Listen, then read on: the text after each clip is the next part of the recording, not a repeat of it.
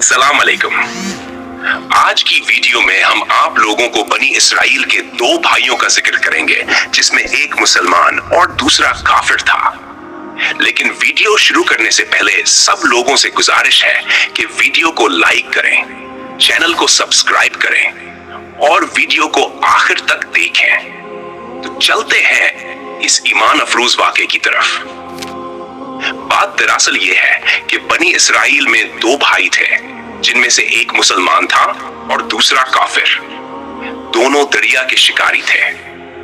काफिर बत की इबादत करता था, मगर जब वो मछलियों के लिए जाल तैयार करता तो इसमें ढेरों मछलियां आ जाती थीं कि उनको खींचना उसके लिए मुश्किल हो जाता।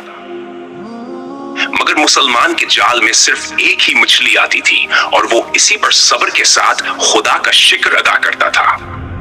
इत्तफाकन एक रोज इस मुसलमान की बीवी अपने मकान की छत पर गई तो इसकी नजर काफिर की बीवी पर पड़ी, जो ज़ीवर और बेहतरीन लिबास से आरास्ता थी।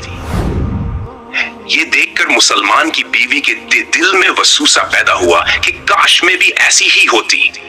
तो काफिर की बीवी बोली, तू अपने शोहर को इस पर आमादा कर ले कि वो भी मेरे शोहर के माबूद यानी बत की इबादत करे, ताकि तू भी मेरी तरह मालदार हो जाए। ये सुनकर मुसलमान भाई की बीवी कुछ गमज़दा होकर नीचे आई। जब इसका शोहर घर आया तो इसने बीवी का हाल मुतगय्यर देखकर दरियाफ्त किया, आखिर क्या बात है जिससे तुम इस कदर गमज़दा मालूम होती हो। तो वो कहने लगी, बस या तो तुम मुझे तलाक दे दो या अपने भाई के माबूद की इबादत शुरू कर दो। ये सुनकर उसके शौहर ने कहा, खुदा की बंदी तो खुदा से नहीं डरती। ईमान की दौलत मिलने के बाद ये कुफ्र की बातें करती है। तो औरत बोली, बस मुझसे अब ज्यादा बातें ना बनाओ, मैं भी दूसरी औरतों की तरह अच्छा लिबास और अच्छे ज़ीवरात पहनना चाहती हूँ।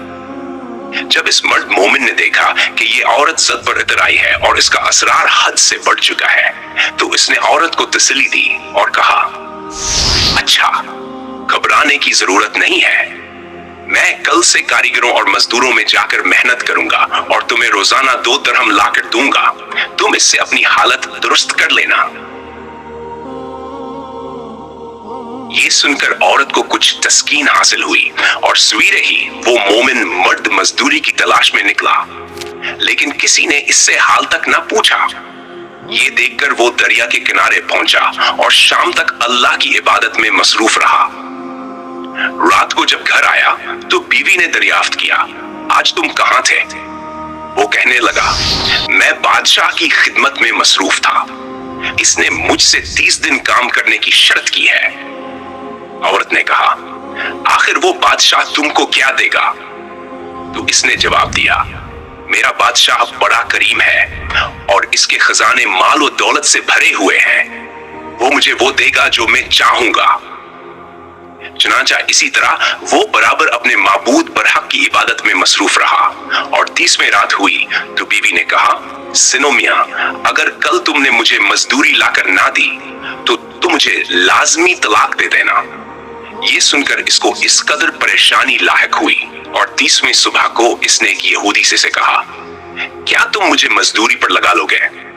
ये सुनकर यहूदी कहने लगा, हाँ, तुमको मजदूरी तो मिल जाएगी, लेकिन शर्त यह है कि मेरे पास तुम्हारे खाने पीने का कोई इंतजाम ना होगा। चुनांचे वो मर्द मोमिन रोजे की नियत करके यहूदी के साथ हो लिया। अल्लाह ताला के हुक्म से एक फरिश्ता इन 30 अशरफियां एक नूरानी तबाक में लेकर इसकी बीवी के पास पहुंचा और कहने लगा, मैं बादशाह का कासिद हूं।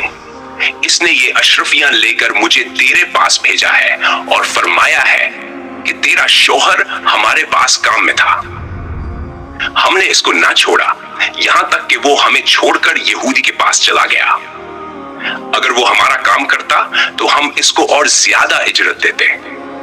बस ये एक अशरफी की कमी इसी वजह से है। चुनांचा वो औरत इन अशरफियों में से एक अशरफी लेकर बाजार गई। सुनार ने इसकी 1000 कीमत औरत के हाथ में रख दी।